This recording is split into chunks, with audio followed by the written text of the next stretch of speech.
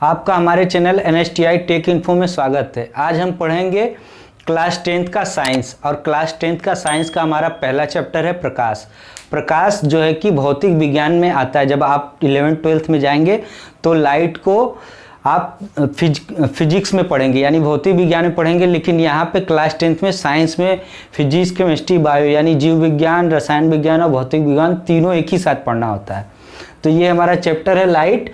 और सबसे पहले हम जानेंगे कि लाइट के बारे में। लाइट क्या है? लाइट वह है वह कारक है या वह माध्यम है जिसकी वजह से हमें कोई भी वस्तु दिखाई देती है। ठीक है, जैसे हमें रात में कोई वस्तु नहीं दिखाई देती क्योंकि वहाँ पे प्रकाश नहीं होता, और जब हम टॉर्च जलाते हैं और पर्टिकुलर उसी चीज़ पे जलाते हैं, जैसे कोई आदमी है तो वहीं पे जलाएंगे तो वो आदमी हमें दिखाई देगा। एक्चुअली होता क्या है कि हम लाइट को जब उस आदमी पे टॉर्च जलाते हैं तो क्या होता है कि लाइट जाता है और वहाँ से टकराता है, टकरा के उस ऑब्जेक्ट से यानी उस आदमी से फिर से हमारे आँख पे आता है, तो उसका हमें चित्र दिखाई देता है। या वो लाइट को हम सिंपली इस तरह से परिभाषित कर सकते हैं कि प्रकाश वह कारक है जिससे हमें कोई भी वस्तु या कोई भी ऑब्जेक्ट दिखाई देता है। सबसे बड़ा प्रॉपर्टी क्या होता है लाइट का? लाइट का एक सबसे बड़ा प्रॉपर्टी यही होता है कि लाइट हमेशा स्ट्रेट लाइन यानी सीधी रेखा में चलती है। ठीक है, जैसे हम एग्जांपल लेते हैं कि कोई आदमी है, यहाँ से देख रहा है, ठीक है, तो यहाँ पे इसकी आंख है या फिर यहाँ पे कोई दीवार है। ओके, तो ये क्या किया कि टॉर्च जलाया। अब टॉर्च जलाया तो ये लाइट यहाँ से गया और ये इसके आंख पे आता है मुड़ के, ये स्ट्रेट लाइन में यहाँ से जाता है, यहाँ पे आता है, तभी ये कुछ भी है जैसे दीवार है तो ये दिखाई देता है। अब ये हम जान गए कि लाइट का सबसे बड़ा प्रॉपर्टी क्या होता है कि लाइट हमेशा सीधी रेखा में गमन करती है।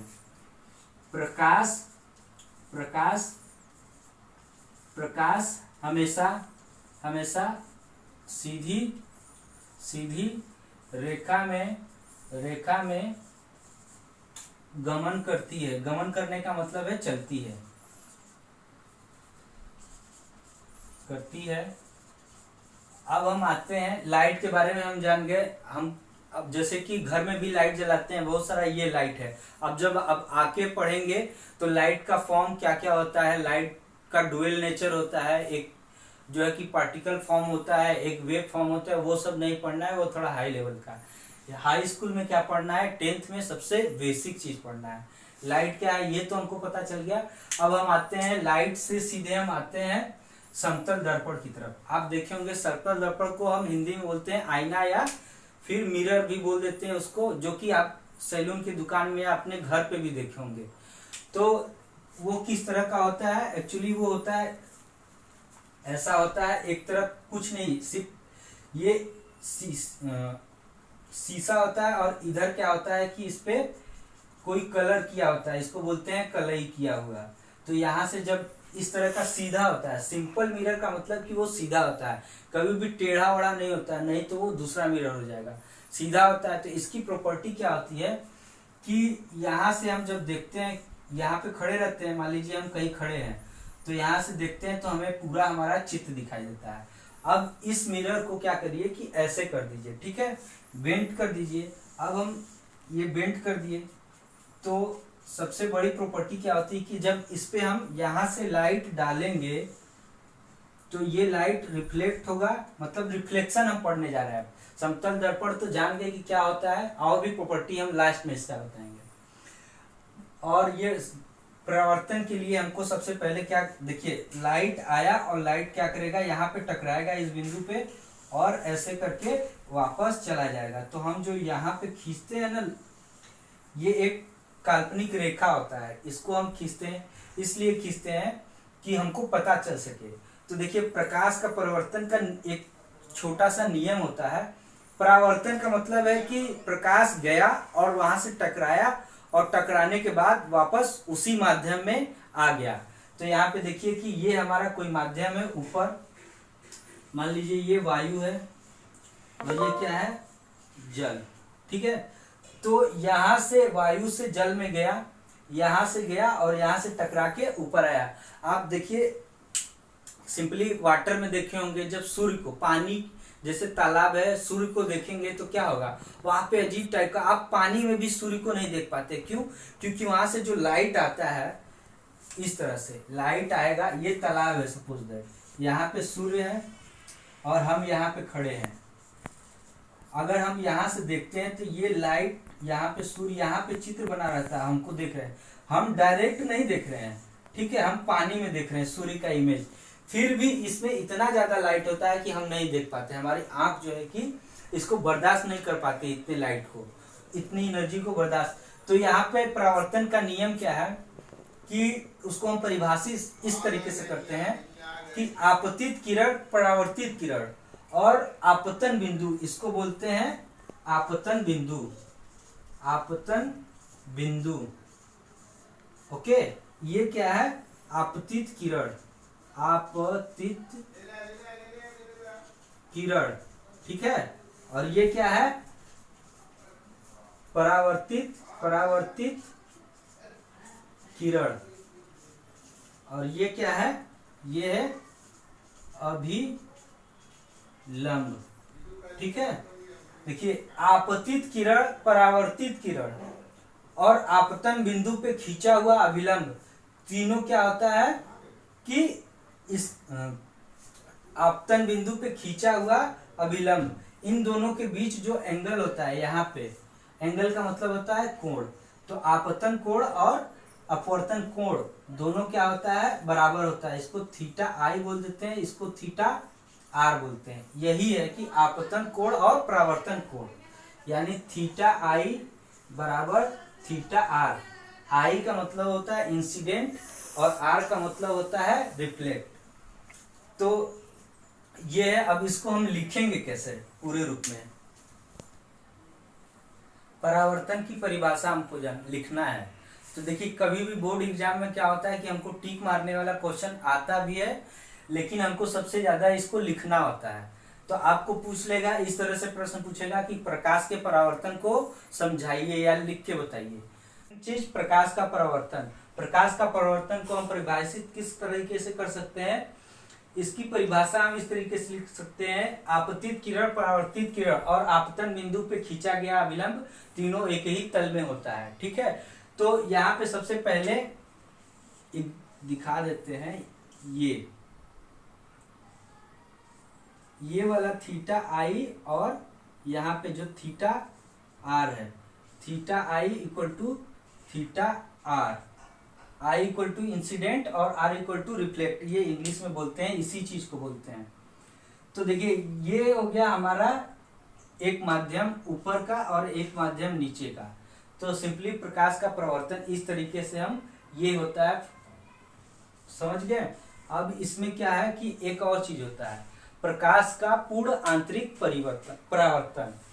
तो देखिए, ये जो इंसिडेंट है, जो हमारा आपतित किरण है, यहाँ से जो आई और यहाँ से गई, तो एक क्या होता है कि अगर हम माध्यम लेते हैं, अलग अलग माध्यम लेते हैं, ठीक है। अब हम दूसरे तरीके से समझते हैं इसको। अगर मान लीजिए कि यहाँ पे क्या है, ये जल है, ठीक है। एक माध्यम क्या होता है कि अलग अलग तरीके का होता है। जैसे वायु में हम हैं, अगर हम वाटर में चले जाएं, नदी वगैरह में, और अंदर चले जाएं, तो हम क्या हो जाएंगे? किस माध्यम में हो जाएंगे? हम जल में हो जाएंगे। तो ये ऊपर जल है और नीचे क्या है? वायु है, ठीक है। तो जो हमारा आपतित किरण होता है ना, तो जब ये क्या है, जल जो है कि इसका माध्यम जो है कि ज्यादा डेंस है और इसका कम डेंस है। डेंसिटी मतलब इसकी कम है और इसकी ज्यादा है, इसकी कम है। तो जो आपतित किरण है ना, तो वो आती है यहाँ पे और उसके बाद ये अभिलंब है और इससे क्या होता है कि ये दूर हट जाती है। तो अभी दूर हटी, फिर आई, फिर थोड़ा सा दूर हटी, फिर आई, फिर थोड़ा सा दूर हटी। कुछ देर बाद क्या होता है कि ये इसी माध्यम में फिर से चली जाती है। तो जब फिर से चली जाती है, इसी को बोलते हैं हम प्रकाश का पूर्ण आंतरिक परावर्तन। इसका हम एग्जाम्पल इस तरीके से देख सकते हैं कि जब भी हम, अच्छा, इसके लिए जो सबसे पहले कंडीशन क्या है कि हमारा लाइट जो है, प्रकाश वो सघन माध्यम, जल क्या है हमारा सघन है और वायु क्या है विरल।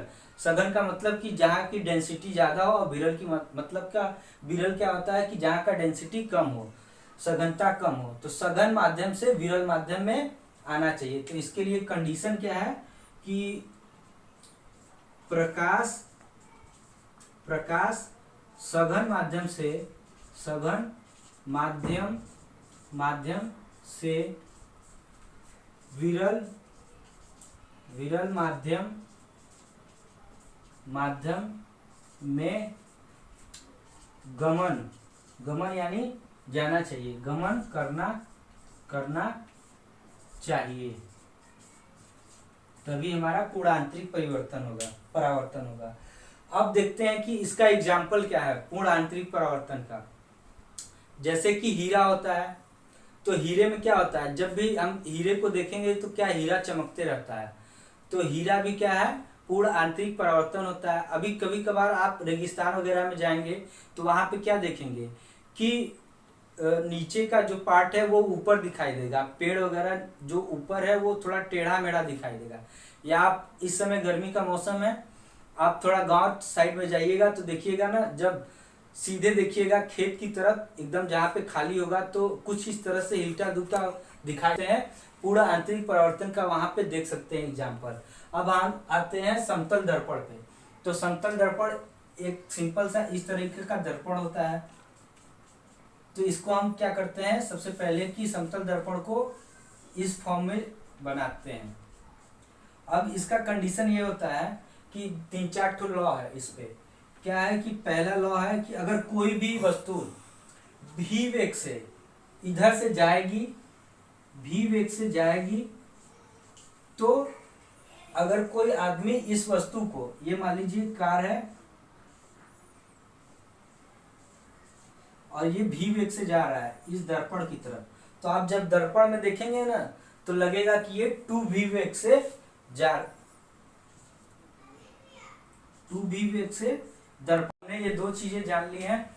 प्रकाश क्या है, प्रकाश का परावर्तन का नियम और प्रकाश का पूर्ण आंतरिक परावर्तन, और समतल दर्पण भी थोड़ा सा समझ लिया है। बस इसमें एक तो हमको जो सबसे इम्पोर्टेंट चीज लगा कि ये बताना चाहिए, ये है कि कोई भी व्यक्ति अगर यहाँ से भी वेग से दर्पण की तरफ अगर दौड़ता है या जाता है, तो यहाँ पे किसी खड़े हुए व्यक्ति को, यहाँ पे किसी खड़े हुए व्यक्ति को अगर ये भी वेग से जाता है तो इस व्यक्ति को इस मिरर में जो है कि वो गाड़ी या वो आदमी 2 भी वेग से आता हुआ दिखाई देगा। इसको दिखाई कितना देगा, इसको दिखाई देगा 2 भी वेग से। ठीक है। अब इसमें क्या होता है कि 2 दर्पण है। सपोज दैट जब आप सैलून की दुकान में जाते हैं तो देखेंगे कि ऐसे तरह की का 2 दर्पण होता है। तो आप कभी यहाँ पे खड़े रहिएगा, तो जब यहाँ पे खड़े रहिएगा तो दिखाई देगा कि आपका जो है कि चित्र कई बार बन रहा है। तो ये इसके लिए क्या होता है कि एक फॉर्मूला होता है कि ये 2 मिरर जो है वो कितने एंगल पे झुका हुआ है, इस तरीके से झुका हुआ रहता है। तो देखिए ये सीधा हम बना दिए हैं, लेकिन झुका के हम बनाते हैं, थोड़ा सा इसको बेंड कर देते हैं। तो जैसे कि ये है, एक मिरर इस तरह से हो गया और दूसरा मिरर ये देखिए कितने अंश इसका जो है कि डिग्री, ये हमारा मिरर है, इस तरह से है। अगर 2 मिरर के बीच में ही हमेशा आपको चित्र दिखाई देगा। ठीक है। तो एक मिरर ये है, एक मिरर ये है। तो हम इसको निकालते कैसे हैं कि ये थीटा है, मान लीजिए थीटा कुछ भी हो सकता है, 50, 40, 60 कुछ भी। तो हमको इमेज बनता है। इमेज जानते हैं क्या होता है, एक काल्पनिक चीज होता है जिससे हम देखते हैं तो इमेज बनता है। जब भी हम दर्पण में देखेंगे तो हमारा इमेज बनता है। आप देखे होंगे, चाहे आप अपना इमेज ही दर्पण में देखते हैं तो इमेज कितना होता है, number of image, number of image, image कितना होगा 360 अपॉन थीटा -1। इस फॉर्मूले से हम निकालते हैं। अब हम आते हैं समतल दर्पण की फोकस दूरी पे। तो फोकस दूरी बाद में जानेंगे जब हम गोली दर्पण पढ़ लेंगे। गोली दर्पण में हम पढ़ेंगे अवतल दर्पण और उत्तल दर्पण, इसलिए हम ये पढ़ेंगे। तो हमेशा बार बार आपको ये ऑब्जेक्टिव का भी क्वेश्चन हो सकता है या इस तरह से भी कोई पूछ सकता है कि समतल दर्पण का फोकस दूरी कितना होता है। तो यहाँ पे हम लिख दे रहे हैं, इंपॉर्टेंट पॉइंट है, समतल दर्पण दर्पण का फोकस, समतल दर्पण का फोकस दूरी कितना होता है? इनफाइनाइट होता है। अब देखिए समतल दर्पण का फोकस दूरी इनफाइनाइट क्यों होता है? सबसे पहले फोकस दूरी क्या होता है? तो देखिए फोकस दूरी क्या होता है, ऐसे कोई है तो ये सेंटर है, ये क्या है? केंद्र बिंदु है। यहाँ से यहाँ तक की दूरी इसको बोलते हैं आर, यही है क्या है? फोकस दूरी बोलते हैं इसको। तो लेकिन देखिए ये क्या है, इस तरह से हमारा समतल दर्पण इस तरह से होता है, ये है समतल दर्पण। अगर हम इसमें कोई गोला बनाते हैं तो ये गोला देखिए कहाँ? इनफाइनाइट पे जाके ऐसे इनफाइनाइट पे जाता है और वहां पे ये सर्कल बनाता है यानी गोला बनाता है। इस वजह से इसका जो फोकस दूरी है बहुत दूर तक होता है, इसको हम नाप नहीं पाते हैं। इस वजह से हम बोल देते हैं जब भी हम कोई चीज नहीं नाप पाते हैं, नहीं उसको कैलकुलेट कर पाते हैं, तो उस चीज को हम बोलते हैं इनफाइनाइट। अब देखिए ये तीन चीज, अब हम इसमें क्या करेंगे कि अपवर्तन आता है, तो अपवर्तन जानेंगे, अपवर्तन का नियम जानेंगे और उस पे हमारा न्यूमेरिकल है। एक्चुअली में 10th में न्यूमेरिकल है। इसके बाद हम एक और चीज है कि गोली दर्पण में दो दर्पण होता है, लेंस भी होता है, तो दर्पण का एक फॉर्मूला होता है, उसको हम डेरिवेट करेंगे और उस पे हम लोग क्वेश्चन करेंगे। तो आप लोग चैनल को कर लीजिए सब्सक्राइब, ताकि हम बार बार आपको जब भी वीडियो डालें तो आपको ये नोटिफिकेशन मिल जाए। ठीक है, धन्यवाद।